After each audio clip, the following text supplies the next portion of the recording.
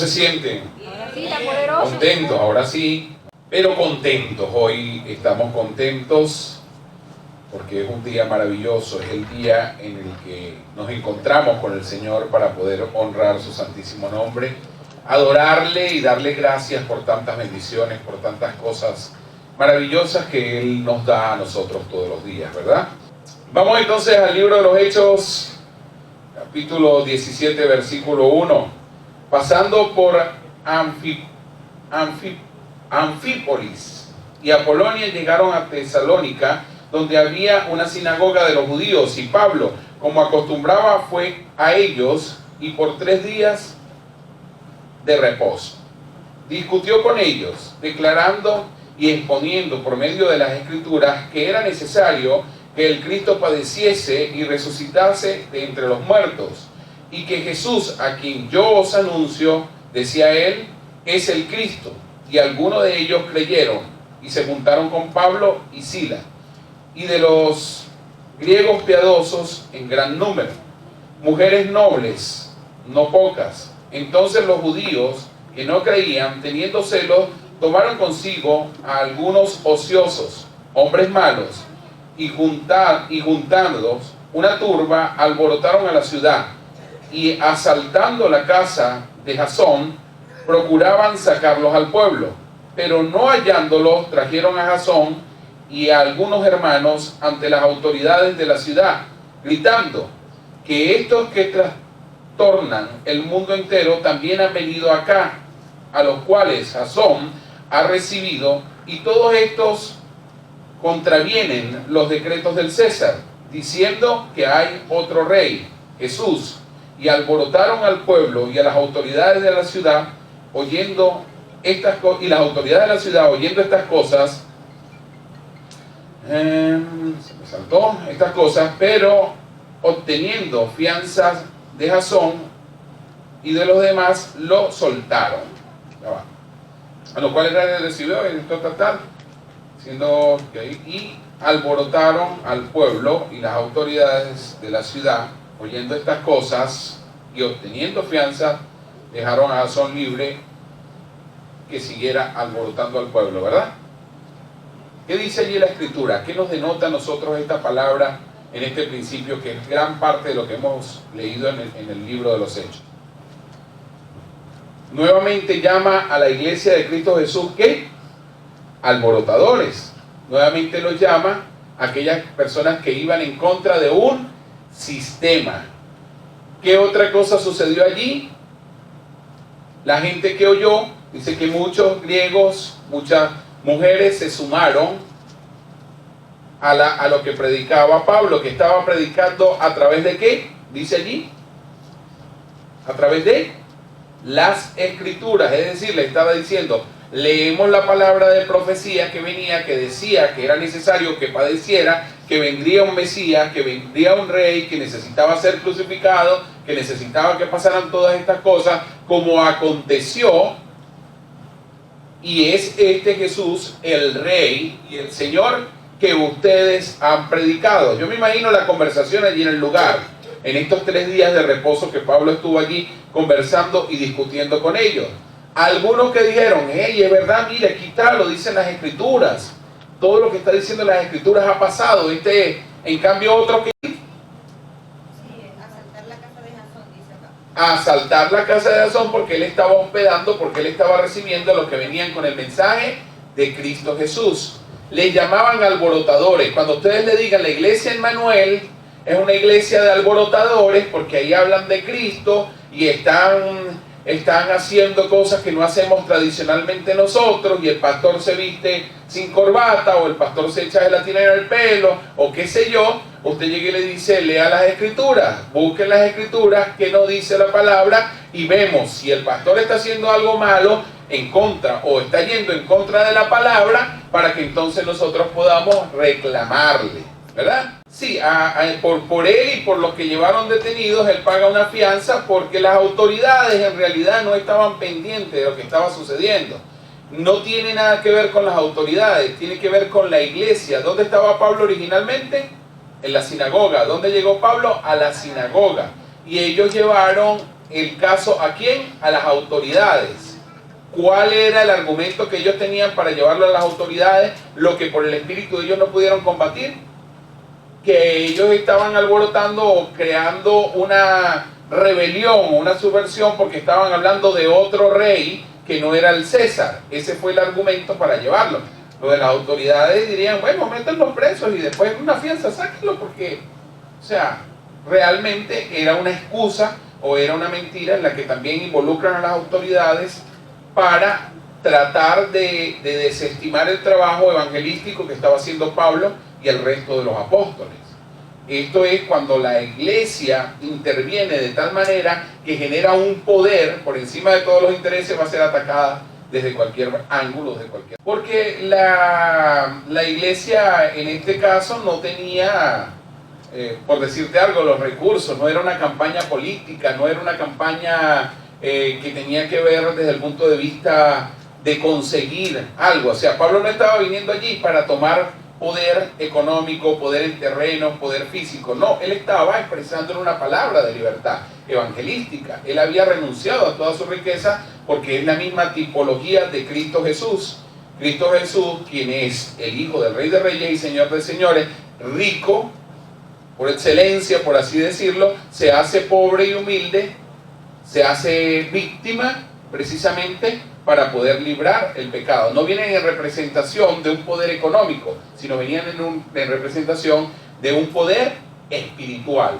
Entonces, ¿qué pasa? La iglesia era sustentada por todo aquel que participaba dentro de la iglesia. En tal caso, no estamos viendo que es Pablo el que representa en este momento la jerarquía en la iglesia que estamos observando en este tiempo, sino es uno de los mismos miembros de la congregación el que dispone el dinero para sacar la fianza. No sabemos si dinero, habían otro tipo de fianzas para esa época, para poner en libertad al grupo de personas que fue capturada en ese momento, en ese lugar donde buscaban a Pablo y al resto de la comitiva que en ese momento estaban llevando el mensaje.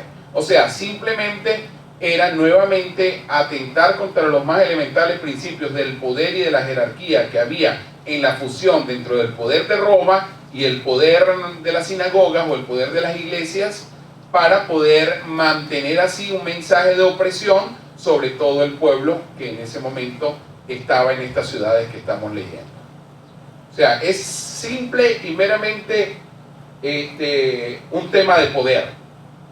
Es un tema de poder. Como estos empezaron a ganar adeptos, empezaron a ganar discípulos, empezaron a ganar gente, y este evangelio el cual nosotros predicamos es el mismo evangelio que estamos hablando de la ley de los diezmos, el mismo evangelio que estamos hablando de la autoridad en cada persona, de ministerios donde no solamente los capitaliza un hombre, sino que están dados al pueblo. Por eso es que del tema de democracia, vemos que dice poder del pueblo es la voz de Dios, que viene del latín. Bueno, precisamente era la libertad plena para que todos los hermanos no estuviesen bajo un sacerdocio, bajo un sistema de gobierno, bajo unas leyes, sino que todos tuviesen la gracia del reino de los cielos en cada uno de sus familias, en cada uno de ellos. Eso se capitalizaba de una manera tremenda. Era absoluto el poder que tenían los sacerdotes en ese tiempo, y las directivas, los rabinos y todo esto. O sea, tanto que ellos mismos podían mandar a matar a alguien. O sea, ellos podían declarar a alguien persona no grata, y las autoridades incluso tenían que tomar en cuenta el poder que tenía esa iglesia. Ahora, Dios estaba dando un poder no para oprimir, sino un poder para dar libertad. Por eso es que muchos socialistas a nivel del mundo dicen que la Biblia y que Dios es socialista porque daba el poder al pueblo, pero no es desde el punto de vista político, sino es desde el punto de vista de liberación del pecado, liberación del yugo y de la condenación espiritual, para ser personas realmente libres con una vida plena en Cristo Jesús. Allí nuevamente podemos ver cómo Pablo está llevando un mensaje que está sustentado ¿en qué? En la Escritura. No era un mensaje humano, no era proselitismo político o no era idolatría específica a un movimiento, sino eran las Escrituras. Él enseñaba con las Escrituras y dice que escudriñaron las Escrituras. ¿Saben ustedes qué es escudriñar? Investigar a profundidad, no por encima, sino investigar si no solo lo que dice allí es verdad, sino si no hay algo en contra o algo que no esté probado. Escudriñar es ir a la profundidad de las escrituras y de la palabra, y esto es lo que precisamente motivaba y motivó a hacer nuestro Señor Jesucristo, porque la iglesia ha sido maltratada, el pueblo de Dios ha sido maltratado, el pueblo de Dios ha sido perseguido por la misma iglesia, ha sido perseguido utilizando la palabra, pero utilizando parte de la palabra, no a profundidad. Y lo que nuestro Señor Jesucristo vino a traernos fue libertad, y esa libertad y esa gracia que nos la otorgó a través de la palabra, de los estatutos y de las normativas y de los mandamientos que Dios estableció en la palabra. Por eso nunca podemos debatir, nunca podemos disertar o nunca podemos confrontar a alguien si no es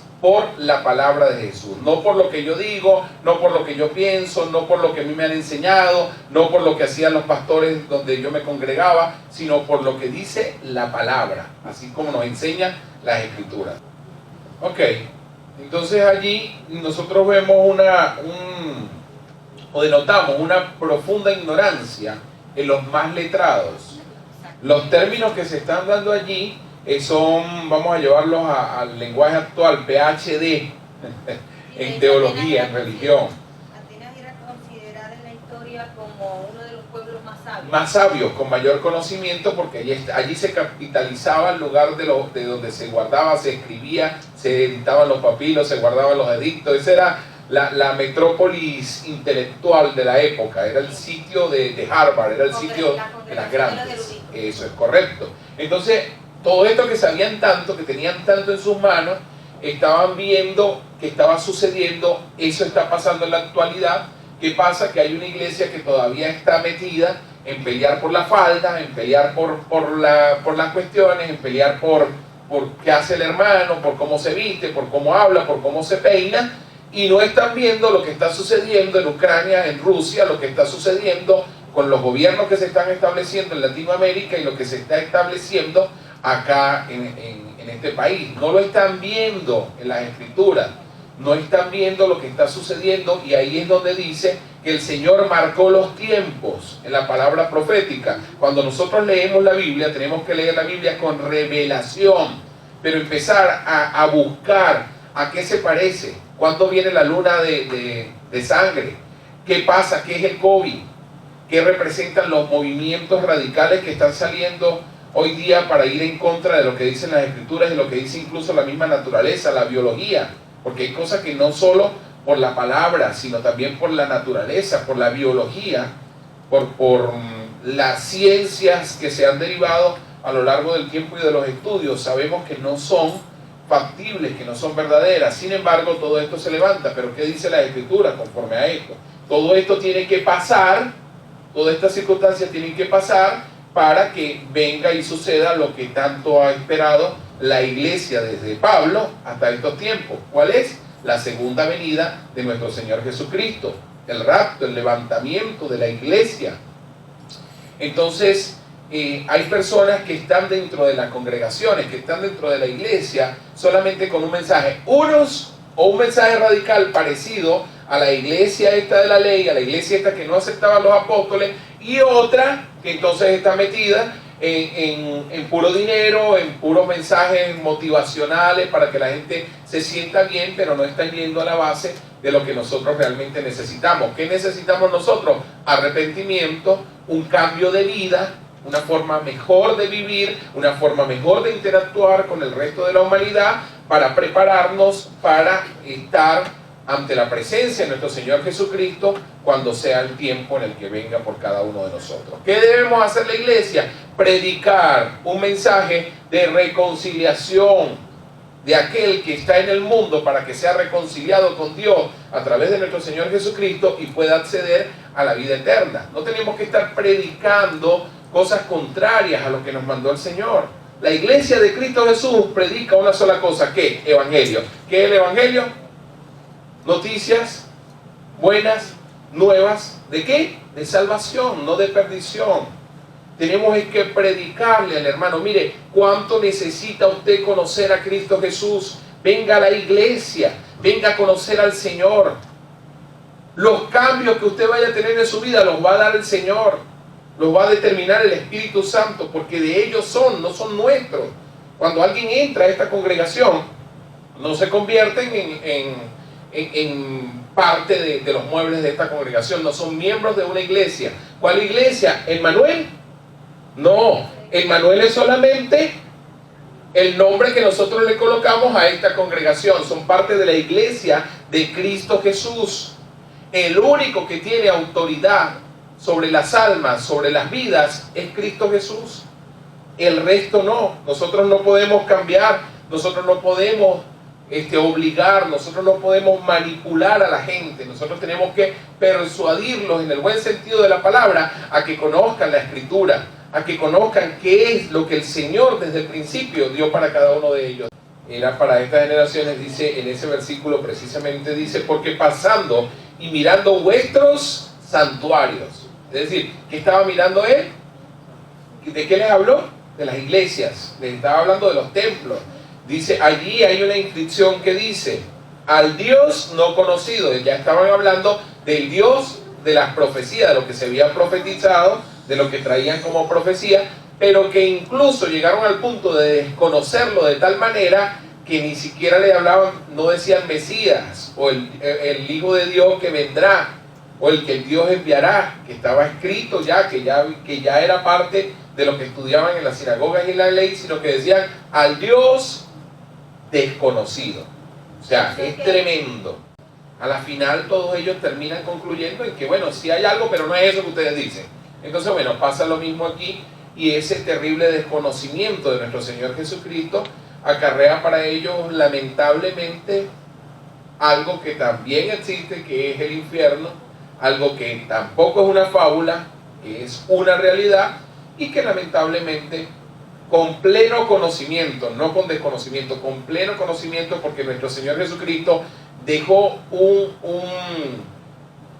un estatuto establecido para nosotros los cristianos. ¿Cuál es el estatuto? Vayan y prediquen en Facebook, en Instagram y en todas las redes sociales. Así dijo nuestro Señor Jesucristo. ¿No digo así? Sí, lo digo así. Digo, vayan y prediquen hasta los confines de la tierra. ¿Y donde no hay Facebook? ¿Y donde no hay Instagram? ¿Y donde no hay esto? Nosotros solamente podemos llegar a los que vinieron hoy. Pero cuando yo suelto una palabra en Facebook, ¿a cuántas personas llegan? ¿Cuántos millones, cuántas de cosas estas que se hacen virales llegan a muchas personas? Yo siempre digo, mira, ¿cómo escribió nuestro Señor? ¿Cómo inspiró la palabra? Como una red social. 66 libros. Cada uno de ellos contiene un perfil. El perfil de Pablo, el perfil de Juan, el perfil de cada uno de los libros que aparecen en la Escritura. Allí hay un muro, y en ese muro ellos lanzan ciertos escritos que tienen X cantidad de caracteres. ¿Cuántos caracteres aguanta Twitter? 23, 25 o algo así, 35. Cuando usted ve las escrituras, ninguno excede la cantidad de caracteres que estas redes sociales establecen. Y cada una de esas frases son por versículos, por parte. Y así está escrito. Mira, a ver si no es actual la Biblia. Total, es total. Entonces, ¿qué pasa? Los mismos desconocidos de ese Dios, los mismos que no admiten esas cosas, dicen que las redes sociales son del diablo. Que las redes sociales son... ¿De quién eran las sinagogas si habían hombres malos? ¿De quién eran las sinagogas si estaban atacando a los cristianos que venían en el nombre de Cristo Jesús? ¿De quién eran? ¿De los santos? ¡No! Entonces es en cómo lo utilizamos, es cómo nosotros le damos uso a las redes sociales, cómo le damos uso a las cosas que nosotros tenemos. Ese es el verdadero conocimiento que nosotros tenemos que tener como cristianos. Y vuelvo nuevamente a una palabra que utilizo mucho para que nos la aprendamos y no lo raspen en el próximo examen. Todas las cosas... Sí, te fuiste con uno de mis versículos preferidos, pero no. Todas las cosas me son lícitas. Todas las cosas me son permitidas, mas no todas me convienen. Entonces allí es donde nuestro Señor, nuestro Padre, el Dios Padre y nuestro Señor Jesucristo nos dieron la posibilidad de escoger entre lo bueno y lo malo. Si hago y escojo lo malo, me suceden cosas malas. Si escojo y hago lo bueno, me suceden cosas buenas. ¿Qué nos conviene entonces? Hacer las cosas buenas para que todo nos salga bien. La fórmula del éxito, ¿cuál es? Buscar primeramente el reino de Dios y lo que es justo, su justicia, y todas las demás cosas que quieres te serán añadidas: plata, carro, comida, casa, viajes, todo lo que tú añoras, todo lo que tú quieres, todo lo que tú necesitas. Pero debes buscar primero, principalmente, las cosas de Dios y no las de la tierra, sino buscar lo que procede y lo que viene de Dios. ¿Cuántos millonarios hay estancados en las iglesias con camisas rotas y con pobreza en su vida? ¿Por qué? Porque no ponen los ojos dentro de la palabra que Dios le está dando, sino ponen los ojos en las cosas que pueden conseguir. Entonces, mi recomendación, mire, mis amigos de toda la vida, Ritzio, Lasteña y bueno, Rubí también me conoce desde muchísimos años, Carlos, bueno, también. Todos los que son de allá me conocen desde hace mucho tiempo. Saben cómo ha sido nuestro actuar dentro del Evangelio, cómo ha sido nuestro actuar como pastores, como miembros de las fundaciones, como amigos. Siempre ha sido buscar primeramente el reino de Dios. ¿Y cuántas cosas añadidas hemos tenido? Muchas. ¿Y todas las tengo aquí? ¿Me las pude traer en la maleta cuando tuve que salir de mi país? No. Pero me vine con una cosa, la mayor entre todas estas cosas, que el reino de Dios y la justicia de Dios dentro de mi corazón. Por eso todas las cosas que estamos teniendo y que vendrán aquí son esa añadidura. Tengo amigos, lamentablemente, que también han salido del país, que han venido de la misma cepa y no han ido buscando el reino de Dios y su justicia y no están recibiendo lo que necesitan. Les toco a veces por ahí con un mensaje y le digo: hey, primeramente el reino de Dios para que se te solucione la vida. Primeramente recuerda lo que Dios te ha mandado a hacer para que puedas ser próspero en todo. Mira, me gustó muchísimo una publicación que hizo nuestra hermana pastora Grace con respecto al matrimonio de sus padres, el matrimonio nuestro y el matrimonio de nuestro primer hijo, de nuestro hijo mayor, que es el primero que se casa. Somos una generación que honramos el matrimonio, no porque sea una obligación. Dice por ahí una canción de Reinaldo Arma, compositor y cantautor de la música llanera venezolana, dice: el matrimonio es un invento de los hombres. El matrimonio es un invento de los hombres desde el punto de vista de lo que hacen como estructura de leyes, pero Dios nos establece a nosotros que debemos casarnos, establece que debemos unirnos en bendición a nuestra pareja. Y dice, muy bonita la frase que dice, bendice a quien, al que haya esposa, al que se casa, no a los concubinos, no a los que se arrejuntan, no a esto, no, a los que cumplen con esta ley. Y lo mismo que hablábamos hace un rato del bautismo, hace un tiempo del bautismo. Ay, es que yo me bautizo y deshonro a mi padrinito, a mi madrinita y a mi mamá que nos hicieron el bautismo. No. Usted está haciendo ahora voluntariamente lo que en aquella oportunidad no tenía ni la más mínima idea que hacía, lo está haciendo de manera voluntaria. Y le está diciendo al Señor: Señor, tú pediste, en tu palabra dices que vayamos, hagamos discípulos y que les bauticemos en el nombre ¿de quién? De nuestro Señor Jesucristo, en el nombre del Padre, del Hijo y del Espíritu Santo, que es lo que nos enseñan las Escrituras, que nosotros debemos tener como deidad y como único Señor y como único gobierno y como única autoridad. Entonces, ¿cuál es nuestro deber cristiano? Cumplir con el bautismo que el Hijo de Dios, nuestro Señor Jesucristo, fue y cumplió ante Juan el Bautista. ¿Y qué le dio Juan? No, pero ya va. ¿Cómo es esto que yo te tengo que bautizar a ti? Si tú tienes que bautizarme a mí, tú eres el bautismo. Tú eres quien, a través de ti, el Espíritu Santo y la vida eterna vendrá a nosotros. Y le dice: no, vamos a cumplir con lo que mi Padre ha establecido. Y yo me bautizo. ¿Se bautizó? ¿Cuántos años tenía Jesús cuando se bautizó? 30 años. Iba a empezar A partir de los 30 años empezaban los rabinos a ejercer el ministerio. Él no hizo nada antes. Él no predicó antes. Hubo milagros, hubo todo porque él era un milagro. Pero él cumplió con lo que establecían las escrituras y establecía que todo hombre, para poder liderar, poder predicar, poder transmitir el mensaje, debía tener 30 años cumplidos. Y Jesús esperó. Por eso es que cuando suceden las bodas, que la mamá le dice que haga convierta el agua en vino, él que le dijo: mujer, ¿qué tienes contra mí? Mi tiempo todavía no ha llegado. ¿No era hijo de Dios en ese momento? Sí era. ¿Era el Cristo o el Mesías enviado? Sí era, pero él estaba cumpliendo con lo que establecía la ley, que hasta ese momento era conocida. Después de ese momento, de los 30 años de Cristo Jesús, empieza a establecerse la gracia que había sido predicada, que se había profetizado a través de los libros de la ley, y a partir de él surgía una nueva iglesia, un nuevo tiempo, el tiempo de la redención de los pecados, el tiempo de la reconciliación, el tiempo de la gracia, que es el Espíritu Santo de Paloma, porque es lo que dicen las Escrituras.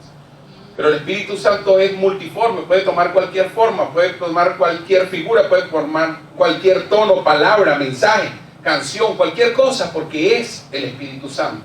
Es la plenitud de Dios a través del Espíritu. Entonces, nuestro Señor Jesucristo nos deja a nosotros al Espíritu Santo, nos deja a nosotros dotados de esto y nos deja una serie o una lista de cosas que debemos hacer. Y le preguntan: Padre, ¿y entonces cuáles son los mandamientos que tenemos que seguir? ¿Y qué le dice el Señor? Primer gran mandamiento: amar a Dios sobre todas las cosas. Y el segundo: amar a tu prójimo como a ti mismo. Empieza entonces a levantarse una iglesia que es la iglesia del amor, es la iglesia de la restauración, es la iglesia limpia, porque dice que el amor todo lo soporta, todo lo tolera. El amor es ¿qué? No es jactancioso, es benigno. Entonces en las iglesias no hay chisme, no hay controversia, no hay envidia, porque somos la iglesia del amor, la iglesia que tolera, la iglesia que restaura. Así son todas las iglesias que nosotros conocemos, ¿verdad? Gracias a Dios por eso. Porque también las Escrituras nos habla de esto. Por eso no nos preocupemos por lo que hacen al lado, preocupémonos por lo que hacemos nosotros. No nos preocupemos por lo que dice el vecino, preocupémonos por qué, por lo que nosotros vamos a hacer, el mensaje que nosotros vamos a llevar. Hermanos míos, para cerrar, seamos diligentes con las cosas del Señor. Estar aquí no es el simple hecho de venir un domingo a calentar un puesto. Estar aquí es nutrirnos de la palabra para salir a hacer la palabra del Señor, para salir a vivir de una manera diferente. No puede ser posible que nosotros escuchemos una palabra aquí que viene del Señor, que está en las Escrituras, y nosotros salgamos a hacer lo contrario. Eso es pecado, eso es transgredir la ley, y la ley está establecida a través de la palabra del Señor. Eso sí es un pecado.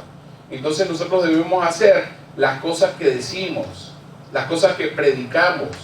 Prediquemos con amor a otras personas, traigamos a otros hermanos a la congregación, traigámosles para amarles, no para criticarles, traigámosles para ayudarle en sus necesidades, para ayudarle en sus defectos, siendo nosotros mismos imperfectos, necesitando nosotros también ayuda de otros, corrección, amistad. Mire esto que está haciendo Grace, que hizo Grace esta mañana. Démonos un abrazo, démonos palabras. Ella lo decía: Carlos está viviendo en nuestra casa y en toda la semana nosotros no le damos un abrazo.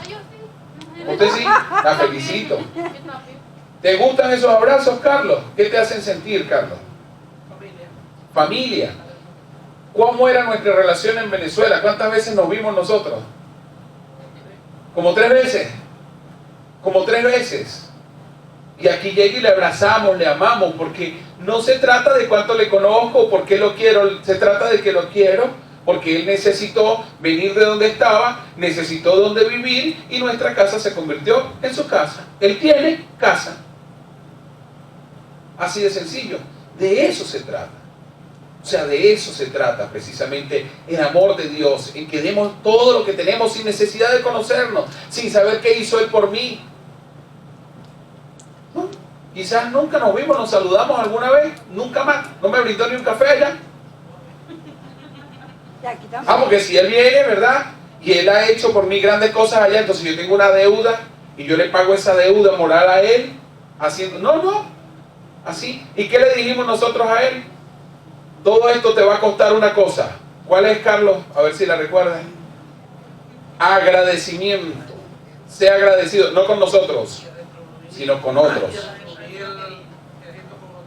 Con otros. Hazlo con amor por otros. No por lo que hicieron por ti o por lo que dejaron de hacer por ti allá, sino lo tienes que hacer por amor de lo que Dios te ha dado a ti.